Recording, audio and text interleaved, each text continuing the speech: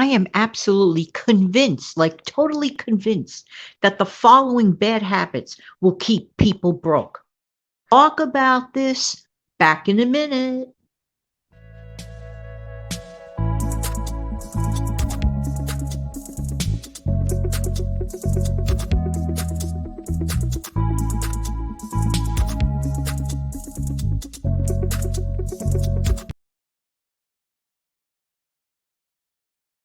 Hey, I'm Jan from New York City. I love helping people keep some more of their own hard earned money. Let's talk today about habits that absolutely will keep people broke. It's not a question of if or when, it will keep people broke. Habit number one, not paying attention to personal finances, just drifting through life, just not caring at all and just drifting through month in, month out, not paying at all any attention to personal finances. This could lead to trouble. Two, blaming outside factors like the economy for everything that goes wrong in their personal financial life. Blame it on the economy, not blaming it on eating out, for example, like every single day of the week. Right? Never taking lunch to work or anything like that. No, no, no, no, no.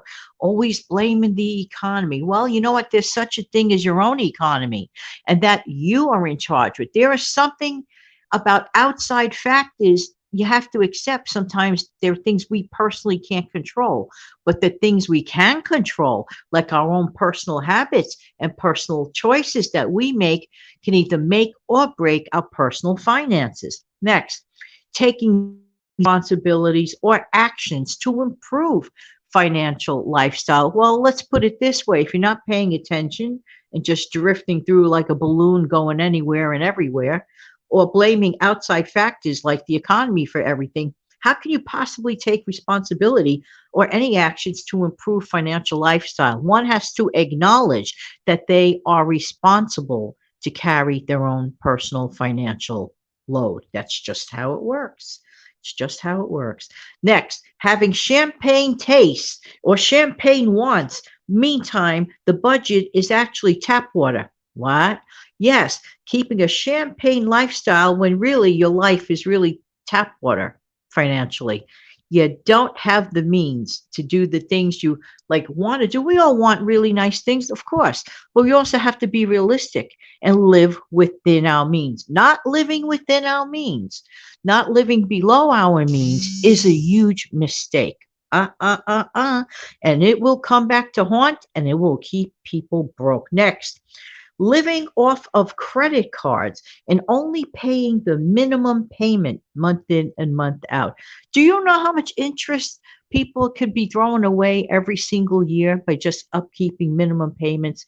Interest, interest, interest, interest. That could have been real money. That is real money, but that could have been real money to be used for other purposes. No, no, no, no, no. Big mistake. Next, no clear spending plan or budget. Never thinking that one should look at their numbers, never thinking one should track their prior month's expenses, not knowing, again, not being familiar or responsible for one's own numbers. That's not good. Not good. Next, putting priorities in the wrong place. For example, if it's in the wrong order, example, going into debt to keep up with dining out habit. Again, that dining out habit. So many people don't even realize that a lot of their income goes to dining out. They don't even realize it because some people think it's just too much work to go to the grocery store, too much work to break open that can, or and heat up something, or too much work to pop something in the toaster or slap a sandwich together at home. Wow, such work, too much work. Instead, they think they're saving time, effort, energy, and money by going to, let's say, there's like a fast food place and maybe offering, quote, a special price on a sandwich, but they always get you at some other price of some other item, like perhaps a drink. Hmm. And doing it not just on occasion. Sure, once in a while to go out and have something to eat outside is a fun thing. I get that. And yes, treat it as it is, as a serious treat to be done sparingly. I'm talking, of course, to the person that proclaims they're always broke and woe is me. If you're financially fit, everything is in the right order. You don't care. That's your life. You choose what you want. You know what I'm saying? I'm referring to people that can't seem to understand, why am I broke? Woe is me. Oh, poor me. But they don't want to look at their own circumstance. I know. This is really, I'm just saying it like it is, However, it's the truth. Another thing, not choosing to cut back on useless expenses or giving in to impulse shopping. Some people feel they justify impulse shopping. Half of the time, or even more than half, they don't even really or truly need the thing that, oh, I have to go shopping. Sometimes people utilize shopping as an area of fulfillment to fill a void. I don't like the term retail therapy. I never liked it.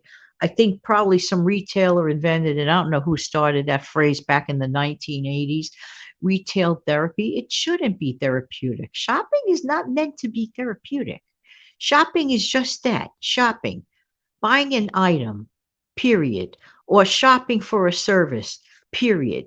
Not therapy. This is my opinion. All of this and everything I am saying here is my opinion. However, I can surely bet or believe that a lot of people listening to this probably would tend to agree with me. Am I right or am I right? No, retail therapy, maybe the idea of going out, going to the store, seeing people, socializing, that's the therapeutic part. But tell me, where does the therapy come in to use a credit card that's almost maxed out? That you're going to end up making minimum payments month in, month out. To me, that is not therapeutic. To me, it's like wearing a flea on my shoulder that makes me itch and I can't get rid of it. To me, that is not therapeutic. To me, that's troublesome. That's expensive and it's wasteful. Just saying, just saying. Next, not starting an emergency fund. Well, who needs an emergency fund? Well, I'll tell you something. Who needs an emergency fund? Every single human being needs an emergency fund. It shouldn't just be wants an emergency fund, needs an emergency fund. Many people utilize credit cards as their emergency fund. That's a mistake. Yes, it could be the conveyor of the cash. And yes, you should have the backup money when the bill comes in and pay the whole bill in its entirety. I get that, and it's totally okay. But not have zero emergency fund and, oh, okay, my credit card's my emergency fund. And guess what? And then you are like attached to making, especially if you don't have money in the first place, that payment plus the interest. Not good. Not good. I'm just saying, please start an emergency fund if you haven't started one already. Emergencies do happen. It's not a question of if, it's a question of when. I'm sorry to say it like that, but it's the truth. I'm just saying. Now, everyone needs an emergency fund, but everyone does not need to live on takeout food or expensive coffee. Oh, my word. I just, to me, it's mind boggling. I'm still so happy and proud to drink my 25-cent cup of Joe every day. Is it elaborate? No. Why should coffee be elaborate? It should be hot. It should wake me up, and that's all I need. I'm done. I'm happy. I don't have to prove anything. I mean, if I want to make it fancier, I could throw in a little cinnamon. I could put it in a dainty little vintage cup if I want. I don't need all of that. I'm not into the frivolous thing. I'm happy with my mug of Joe, and that's it at 25 cents, and it tastes good, and I'm happy. I would not be happy spending $2, $3, or even people that drink a cup of tea and spend $2 or $3 for a tea bag with hot water. I'm sorry. I just can't. I cannot wrap this around me. I'm sorry. Forgive me. Just saying, just saying. And then, of course, finally, for now, there'll be more shows like this in the future. Not earning enough income. Now, don't get me wrong, poll after poll, I get the same answer. People are perfectly happy cutting back, and that's totally fine. At least my group is, okay? Now, I've asked this question in certain forms or another, I still get the same answer. But not earning enough income, clearly there are times you cannot put a 5-pound bologna in a one pound bag. There are times one has to admit it is time to earn more income. You have to know your numbers first, and you have to care enough about your financials to do this. This is why I made this video. We have to care about our finances. If we don't care about our own finances, let me ask you a question. Who will? Thank you so much for being here. I truly appreciate your time. Don't forget to click like, share, and subscribe to this channel. Have an amazing, fantastic day.